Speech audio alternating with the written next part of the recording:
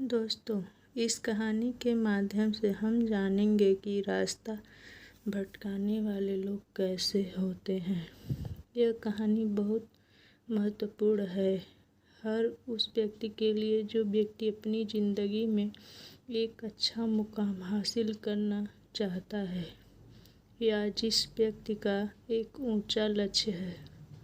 और यह कहानी उस व्यक्ति के लिए भी है जो जल्द ही लोगों की बातों में आकर अपना लक्ष्य बदल देता है और असफल हो जाता है।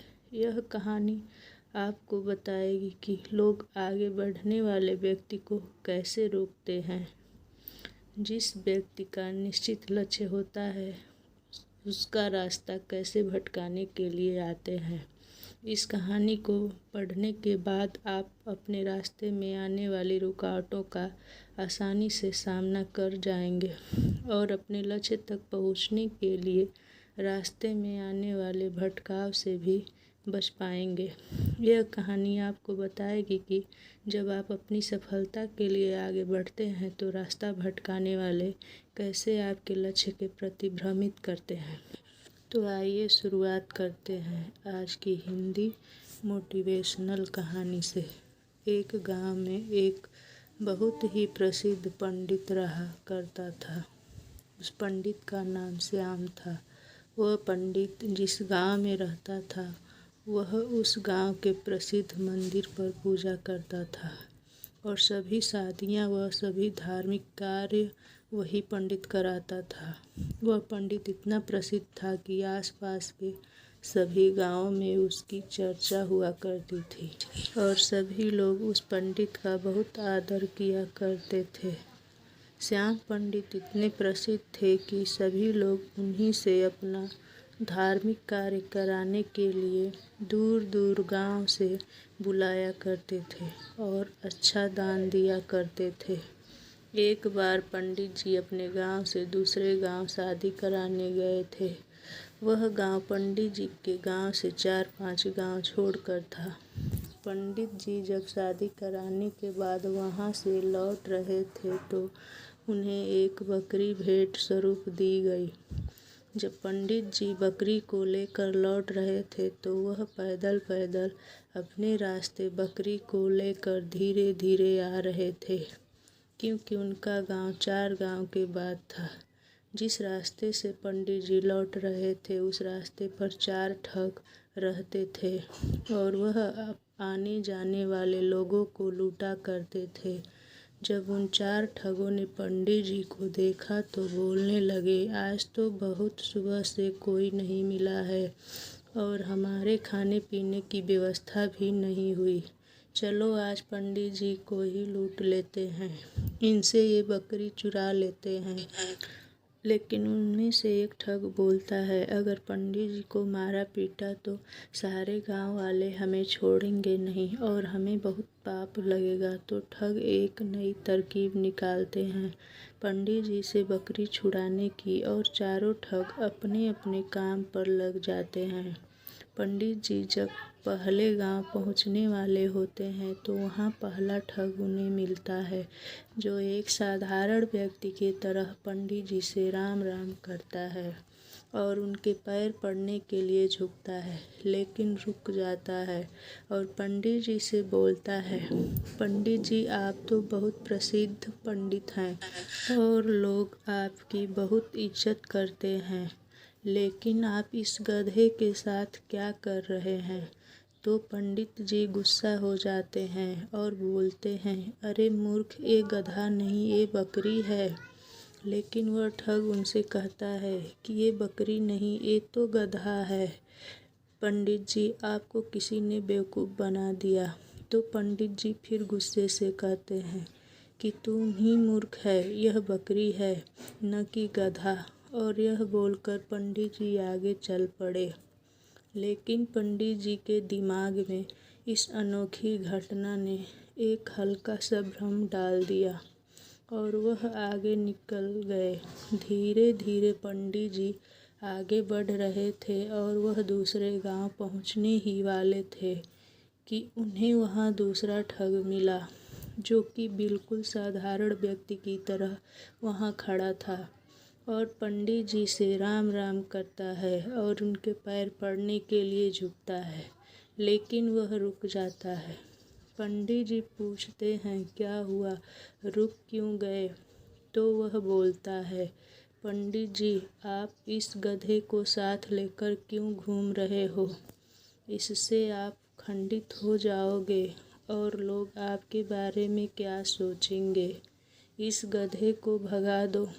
पंडित जी को इतनी बात सुनकर बहुत क्रोध आता है और बोलते हैं, तुम मूर्ख हो, दिखाई नहीं देता यह बकरी है और तुम बोल रहे हो गधा है। दूसरा ठग बोलता है कि ये पंडित जी, आपको किसी ने पागल बना दिया, यह बकरी नहीं, यह तो गधा है और ये आपके साथ रहेगा तो आपकी क्या इज्जत रह जाएगी। यह सुनते ही पंडित जी सोचने लगे कि यह क्या बोल रहा है, मैं तो बकरी लाया हूँ, पर ये सब इसे गधा क्यों बोल रहे हैं? कहीं मैं सच में गधे को लेकर तो नहीं घूम रहा हूँ।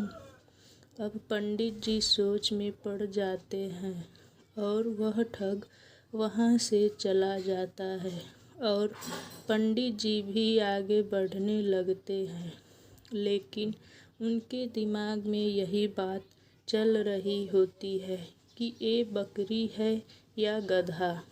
जब पंडित जी तीसरे गांव में पहुंचने वाले होते हैं तो उन्हें वहां तीसरा ठग मिलता है और पंडित जी से राम राम करता है। पंडित जी के पैर पड़ने के लिए झुकता है, लेकिन वहाँ रुक जाता है।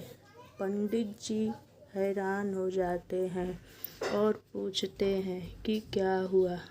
तो तीसरा ठग बोलता है कि पंडित जी, मैं आपसे आशीर्वाद तो लेना चाहता हूँ, लेकिन इस गधे को आपके साथ देखकर मुझे अच्छा नहीं लगा, लेकिन लोग आपको इस गधे के साथ देखेंगे तो क्या सोचेंगे? इतनी बात सुनकर पंडित जी कहते हैं कि मैं इस गधे को गांव के बाहर छोड़ने जा रहा हूँ। मुझे रास्ते में दयनीय हालत में मिला था और पंडित जी वहाँ से निकल जाते हैं। कुछ लोगों की बातों में आकर पंडित जी का विश्वास खुद से उठ जाता है। उन्हें लगता है कि लोग सही बोल रहे हैं और मैं गलत हूँ, लेकिन फिर सोचते हैं कि मैं सही हूँ। इसी तरह उनका विश्वास खुद पर से गिरने लगता है और सोचते हैं कि मैं अपने गांव पहुंचने वाला हूं। अगर ये बकरी नहीं हुई और गधा हुआ तो लोग क्या सोचेंगे? गांव पहुंचने वाले होते हैं कि उन्हें चौथा ठग मिलता है और पंडित जी से राम राम करता है और पैर पड़ने के लिए झुकता है, लेकिन रुक जाता है। तो पंडित जी पूछते हैं, क्या हुआ? तो वह ठग पंडित जी से बोलता है, पंडित जी, बाकी सब तो ठीक है, आप इस गधे को साथ में लेकर क्यों घूम रहे हो? तो पंडित जी कहते हैं कि मैं इस गधे को गांव के बाहर छोड़ने वाला था। तो वह ठग बोलता है कि पंडित जी, यह गधा आपको शोभा नहीं देता, लोग क्या सोचेंगे? आपके साथ यह गधा देखकर आप इसे मुझे दे दीजिए, मैं इसे बाहर छोड़ आऊँगा। तो पंडित जी अपने आप पर विश्वास को खो देते हैं और उस बकरी को गधा समझकर उस ठग को दे देते हैं और अपनी बकरी को छोड़कर आ जाते हैं। और उन चारों ठगों की यह तरकीब काम कर जाती है और वह पंडित जी से बकरी छुड़ा लेते हैं और उसे बेचकर पैसा कमा लेते हैं। इसी तरह हमारे आसपास भी हमारा रास्ता भटकाने के लिए बहुत सारे ठग ज़रूर मिलेंगे जो हमारा रास्ता भटकाना चाहते हैं। उनसे बचकर और खुद पर विश्वास रखना होगा, तभी हम अपने लक्ष्य को पा सकते हैं।